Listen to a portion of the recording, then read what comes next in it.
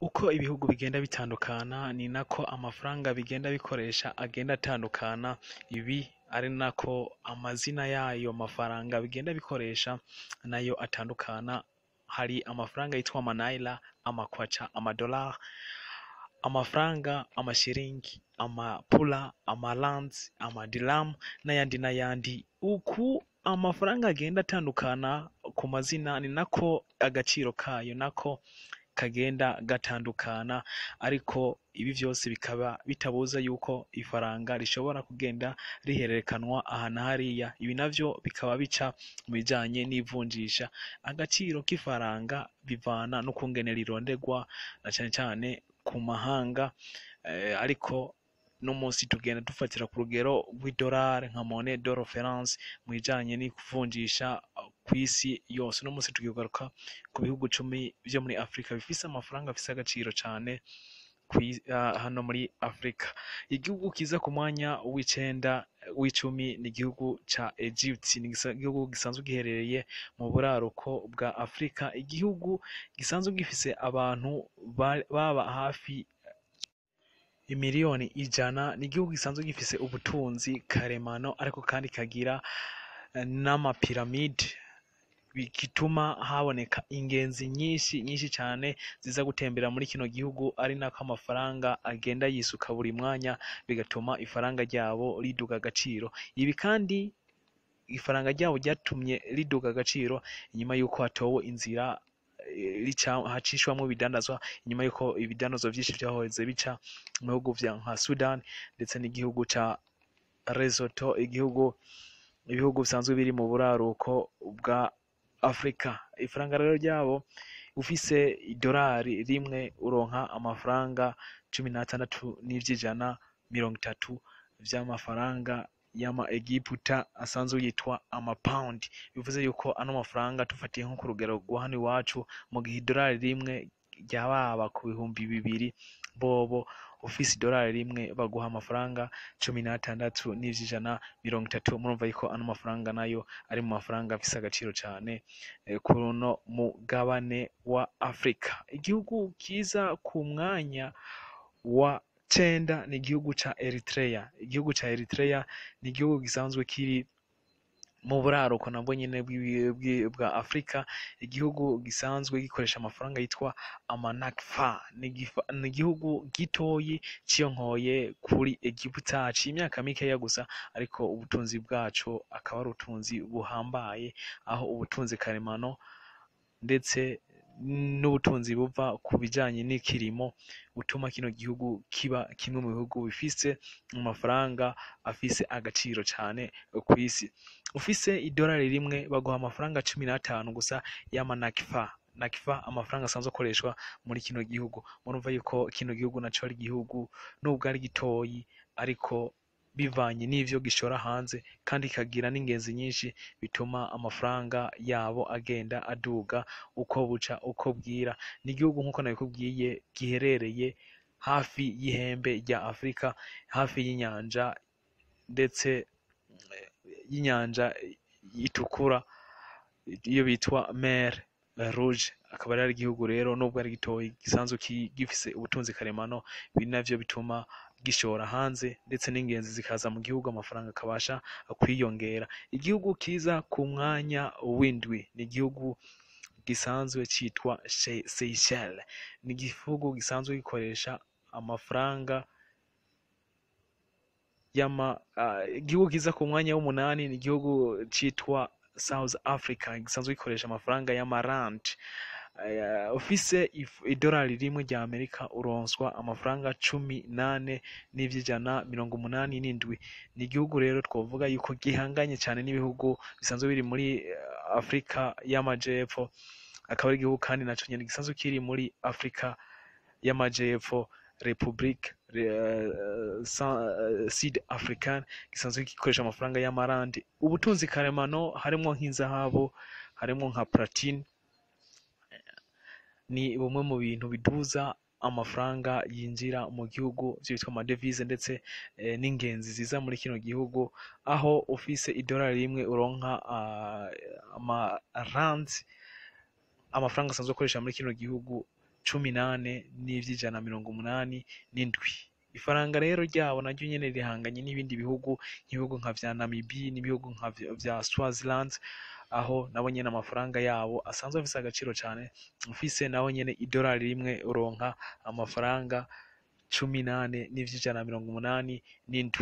Bino bihugu rero bisanzwe biri ku mugabane wa Afrika ariko mu bumanuko bwa Afrika, murumva yuko ari ibihugu bifise amafaranga nabo afise agaciro cane kuri uno mugabane.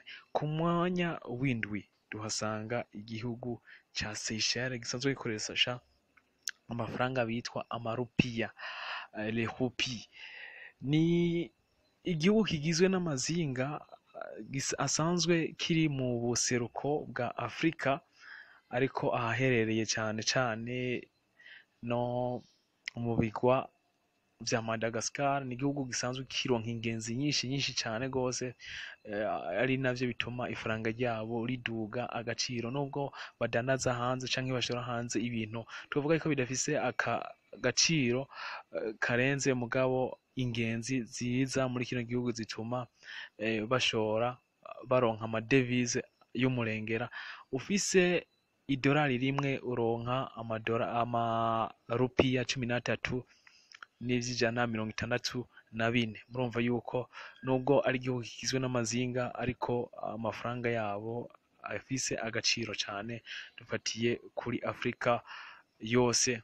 Nizeye yuko mumaze kuba mubona ibiganiro bivuga ku bihugu 10 bifise amafaranga afise agaciro cane kw'isi. Hano kuri Ijisho TV ni ikiganiro tuza twarashize ku mugaragaro. Ku mwanya wa gatandatu tuhasanga igihugu ca Zambia. Ni igihugu gisanzwe gikora kuri lake Tanganyika, ariko ubutunzi bwaco akaba ari ubutunzi bukomakomeye cane, ndetse amafaranga kigenda kironka bivanye n'ivyinjira mu gihugu ndetse n'ibishorwa hanze, bituma kino gihugu gisanzwe gikoresha amafaranga yitwa makwaca kija mu bihugu bifise amafaranga afise agaciro cane kuri uno mugabane wacu wa Afrika.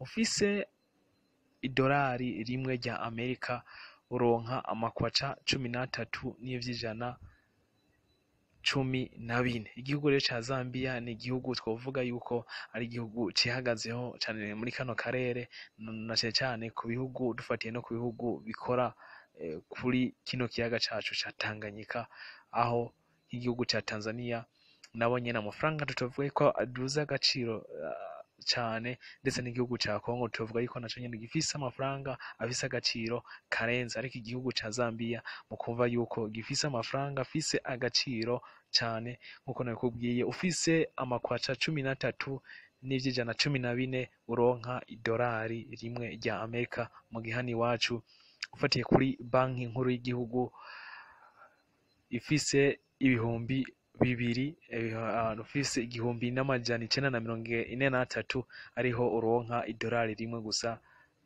rya Amerika. Reka rero tugende ku gihugu kigira gatanu, akaba ari igihugu citwa Botswana. Gikoresha amafaranga yitwa mapula. Ni igihugu gisanzwe kiri mu bumanuko bwa Afrika. Ni igihugu kironka amafaranga biciye mu ngenzi cane, kuko kino gihugu bije hafi nka yose kironka nuko amafaranga menshi ava ku gisata c'ingenzi, aho kino gihugu gifise inzovu nyinshi, bituma ingenzi nyinshi ziza gihurumbira zikaza kuraba zino nzovu, ari navyo bigenda biduza amafaranga yinjira cane mu gihugu.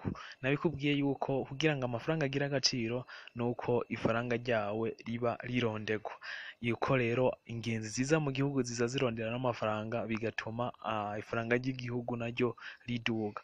Ufise ipula rimwe, ufise ipula 10 n'ivy'ijana 90 uronka idolari rimwe rya Amerika. Ni ukuvuga idolari rimwe rya Amerika rivunjishwa amapula 10 n'ivy'ijana 90. Urumva yuko ano mafaranga atari menshi cane ufatiye nkani wacu. Ufise hafi ibihumbi 2 ariho uronka idolari rimwe rya Amerika.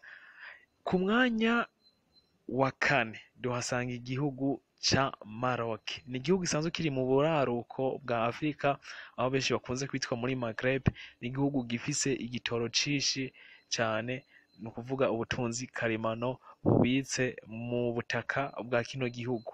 Kino gihugu rero ni igihugu gisanzwe kitwarwa n'umwami Mohamed wa gatanu gushika kuri ubu, aho amafaranga kigenda kironka naco biciye yuko muzi ko mu bihugu vy'uburaruko bisanzwe bifise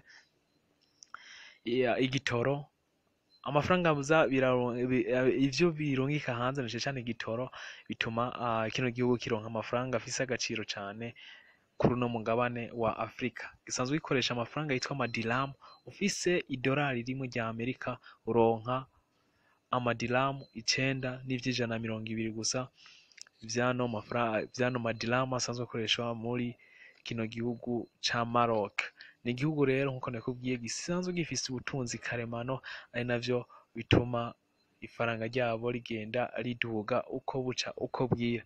Ku mwanya wa gatatu duhasanga igihugu ca Ghana. Ni naco gihugu conyene kiri muri Afrika y'uburengero. Igihugu gisanzwe gifise ubutunzi karemano, aho ndetse amafaranga menshi giyakura mu burimyi ku gitegwa citwa kakao gisanzwe gishora hanze, bakuramwo amacokora. Ano mafaranga kigenda gishora hanze, bino bitegwa kigenda gishora hanze, nivyo bituma ano mafaranga yabo aronka agaciro sanzwe. Ano mafaranga yabo yitwa amasedi. Amasedi akaba ari amafaranga basanzwe bakoresha mu gihugu ca Ghana. Ufise idolari rimwe uronswa amasedi 5.149 gusa vyano mafaranga asanzwe akoresha mu gihugu ca Ghana. Ni naco gihugu conyene mu bihugu 10 bifise amafaranga afise agaciro gisanzwe kiri mu burengero bwa Afrika. Ku mwanya wa kabiri duhasanga igihugu ca Tunisia. Ni igihugu kiri mu buraruko bwa Afrika benshi bakunze kwita Maghreb. Ni igihugu rero naco gisanzwe gikoresha amafaranga yitwa amadinar.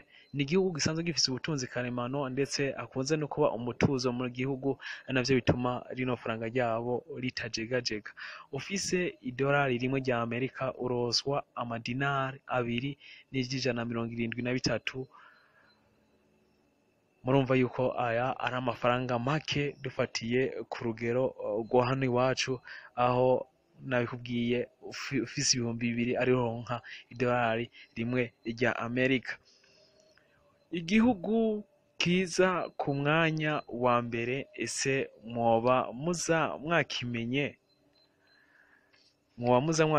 Nizeye yuko wamaze kuba ugitahura.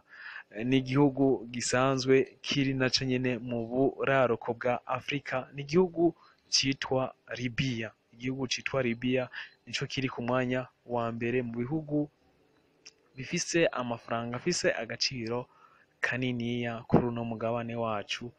Uno mugabane ugizwe n'ibihugu 52 nico gihugu gifise amafaranga afise agaciro cane ku mugabane.